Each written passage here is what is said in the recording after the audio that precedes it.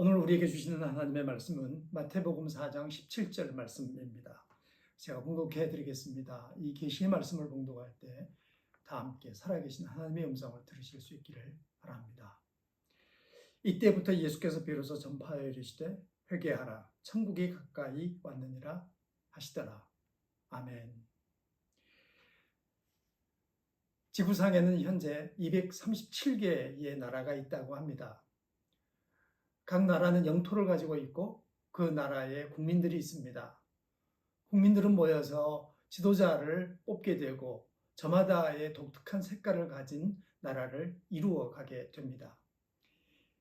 이 나라는 사람들이 통치하기 때문에 우리는 세상나라라고 얘기할 수 있겠습니다. 이 세상나라는 성공과 실패의 나라입니다. 성공하면 인정해주지만 실패하면 인정받기 어려운 그런 곳이 세상나라의 특징입니다. 이 세상나라에서는 보다 더 풍요롭게 행복하게 살아가기를 원하는 사람들이 모여 있는데 거기에서 피할 수 없는 것이 갈등입니다.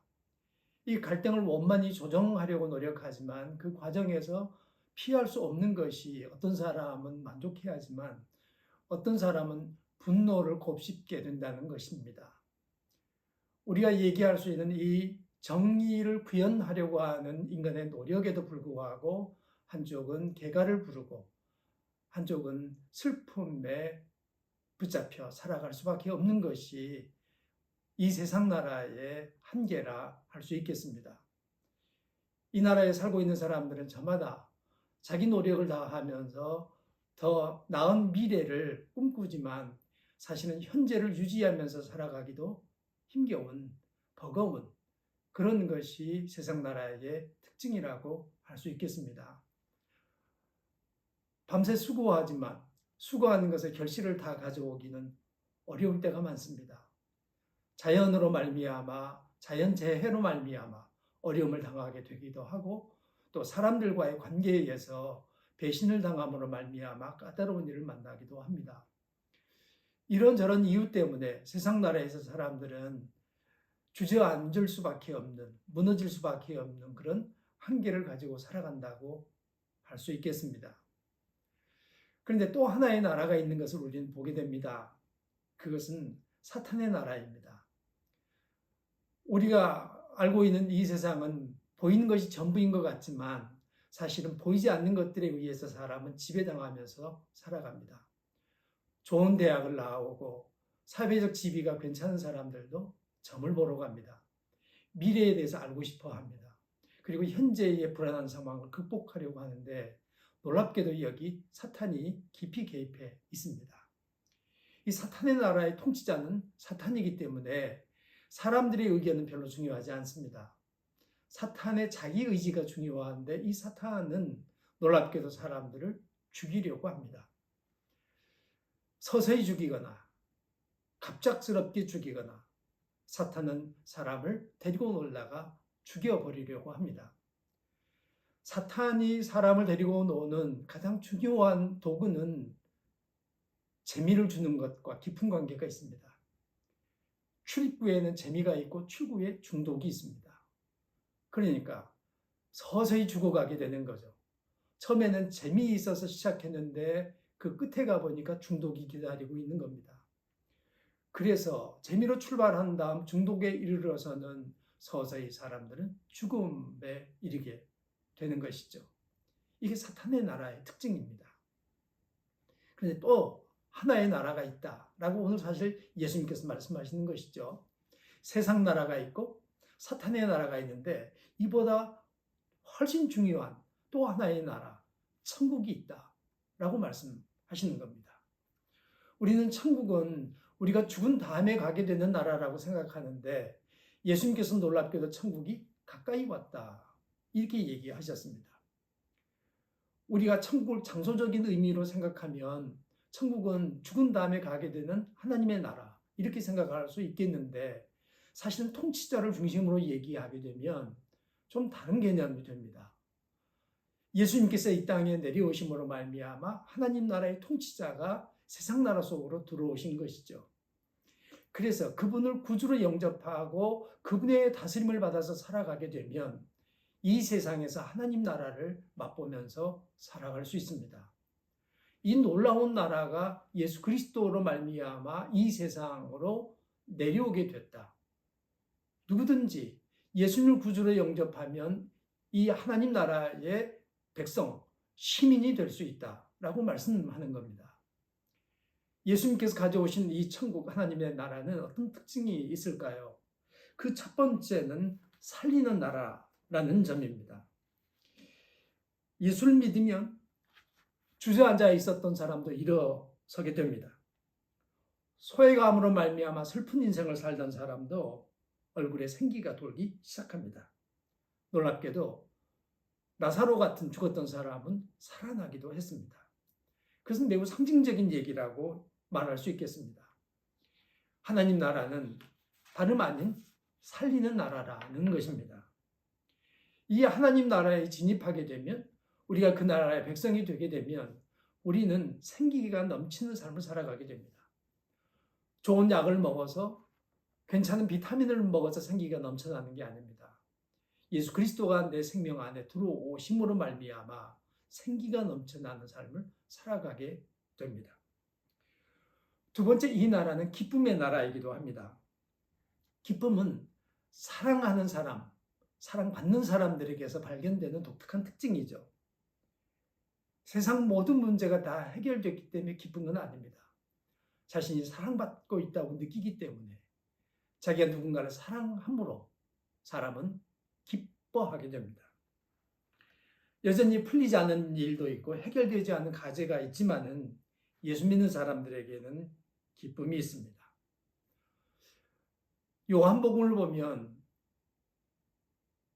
나는 길이요 진리요 생명이다, 이렇게 말씀하신 예수님의 얘기를 곳곳에서 읽을 수 있습니다. 근데 이 생명이라고 하는 단어가 헬라어로는 조에입니다. 생명이라고 번역되기도 하고 때로는 기쁨이라고도 번역됩니다. 아시다시피 조이라고 하는 이 헬라어는 영어 조이의 어근이 됩니다. 생명이 있는 사람들의 특징이 뭔가요? 생명이 있는 사람들의 특징은 기쁨이 있습니다. 사실은 사람은 기뻐하는 만큼 사는 겁니다. 기쁨을 잃어버리면 살고 있지만 살고 있다고 말하기가 어렵습니다. 예수 믿는 사람들, 예수 생명을 가진 사람들의 얼굴에는 기쁨이 있습니다. 그래서 예수 믿는 사람인지 아닌지 금방 알 수 있습니다. 그 사람 얼굴에서 기쁨이 돋아나면 그건 틀림없이 예수님을 구주로 영접하면서 살아가는 사람입니다. 성령의 다스림을 받으면서 행복하게 살아가는 사람입니다. 그런데 어떤 사람들은 교회를 다니지만 기쁨이 없습니다. 교회는 다니지만 예수님이 그의 삶의 왕좌에 앉아 계시지 않기 때문입니다. 예수님 그의 마음속에 들어오셨는지 모르지만 귀퉁이 한 구석을 차지하고 있으실 뿐 그의 삶의 주인이 되지 못하고 있습니다. 이런 분들은 예수는 믿는다고, 교회는 다닌다고 얘기해도 사실은 예수 생명을 누리면서 살아가지는 못하는 것이죠. 정말로 하나님의 나라가 나 자신 안으로 들어오게 되면, 내가 하나님 나라 백성이 되면 우리 안에는 기쁨이 있게 됩니다. 이 기쁨이 여러분들과 함께 하시고 또 충만하셨으면 좋겠습니다. 세 번째로, 이 하나님의 나라는 은혜의 나라입니다. 세상 나라에서 우리는 심은 것을 다 거두어서 가져오지 못합니다. 내가 번 것을 다 제대로 지키지 못할 때가 많습니다. 사기꾼들이 있고 우리 것을 뺏어가려고 하는 존재들이 있기 때문에 그들로 말미암아서 우리는 눈물을 흘리고 분노를 곱씹으면서 살아갈 수밖에 없습니다. 그런데 하나님의 나라는 놀랍게도 은혜의 나라입니다. 이 은혜의 나라는 심지 않는 것을 거두고 짓지 않는 집에서 살게 됩니다. 그래서 하나님께서 주신 놀라운 은혜, 놀라운 사랑을 만끽하면서 살아가게 됩니다. 나는 수고한 것이 별로 없는데 하나님께서 내게 많은 복을 주십니다. 그 복으로 말미암아 감사하게 되고 찬송을 부르게 되고 그리고 그 충만한 은혜를 누리면서 살아가게 되는 것이 하나님의 나라입니다. 예수님은 이 하나님의 나라가 당신이 이 땅에서 사역을 시작함으로 말미암아 시작됐다고 말씀하고 있습니다. 오늘 본문 좌우를 보면 위아래를 살펴보면 세례 요한이 잡히고 난 다음에 예수님께서 공적 생애를 시작하기로 작정하시고 가버나움으로 가셨다고 얘기하고 있습니다. 이 가버나움에서 사역을 시작하신 예수님께서 제일 처음으로 하신 말씀이 천국이 가까이 왔다라고 말씀하신 것입니다. 여러분, 우리는 경험적으로 볼 때에 세상 나라, 사탄의 나라, 하나님 나라가 우리 안에 공존하고 있다는 것을 알게 됩니다. 체험적으로 이것을 느낄 수 있습니다. 세상 나라에 살고 있지만 우리는 사탄의 나라에도 발을 디디고 있어서 많은 유혹에서 벗어나지 못하게 되고 때로는 거기 미끄러 넘어지기도 합니다. 재미있어서 시작했던 일이 마침내 중독으로 이어져서 우리의 삶을 망가뜨려 버리기도 합니다. 그럼에도 불구하고 예수님은 여기 또 하나의 나라가 있다라고 우리에게 얘기하십니다. 하나님의 나라입니다. 이 하나님 나라에서 가장 중요한 분은 통치자이죠. 새로운 통치자가 저 천국에서 우리에게로 내려오셨습니다. 그분이 이 세상에서 하나님 나라를 시작하신다는 겁니다. 그 하나님 나라를 우리가 받아들이면 우리는 얼마든지 이 괴로움 많은 세상에서 행복하게 살아갈 수 있습니다. 슬픔 많은 세상에서 얼마든지 기쁘게 살아갈 수 있습니다. 우리를 죽이려고 하는 것들 가득한 세상에서 우리는 생기 넘치는 삶을 살아갈 수 있게 됩니다.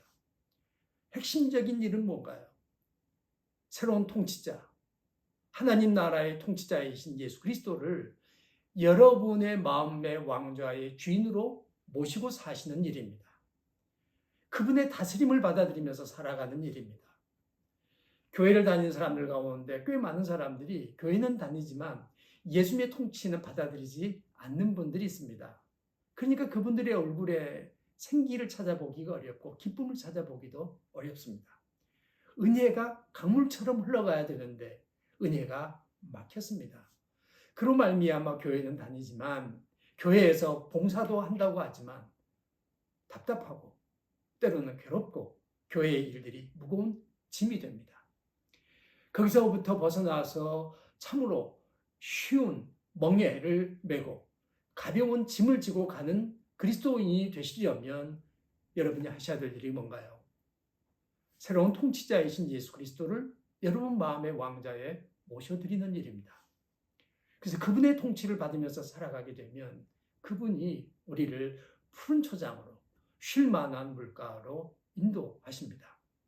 그분의 손을 잡고 살아가게 되면 마침내 우리는 천국으로 가게 될 것이고 아버지 집으로 가게 될 겁니다. 우리는 모두 예수 그리스도의 초대를 받고 있습니다. 나를 따라오너라. 내가 너희를 사람 낚는 어부가 되게 해주겠다. 그렇게 말씀하시면서 예수님이 우리에게 천국이 가까이 왔다고 하나님의 통치를 받아들이라고 당부하고 있습니다. 여러분, 어떻게 살아가실 작정이신가요? 여러분들이 주인이 돼서 계속 넘어지고 엎어지는 인생을 살아가시겠습니까? 아니면 새로운 통치자 예수 그리스도를 여러분 마음의 주인으로 모셔드리고 그 통치를 받아들임으로 말미암아 생명력 넘치는 기쁨이 넘치는 살리는 영이 가득한 그와 같은 생을 살아가시기를 원하십니까? 이 은혜로운 삶으로의 초대에 여러분 뭐라고 대답하시겠습니까? 네, 저는 하나님의 통치를 받아들이겠습니다. 라고 고백하시면 여러분들이 이제 새로운 삶의 지평을 맛보게 될 것입니다. 여러분 앞에 새 은혜의 세계가 열리게 되었기 때문입니다. 아무쪼록 이 기쁨과 이 충만한 은혜가 오늘 예수 그리스도를 여러분 마음의 주인으로 모셔드리는 여러분 모두에게 충만하시기를 바랍니다.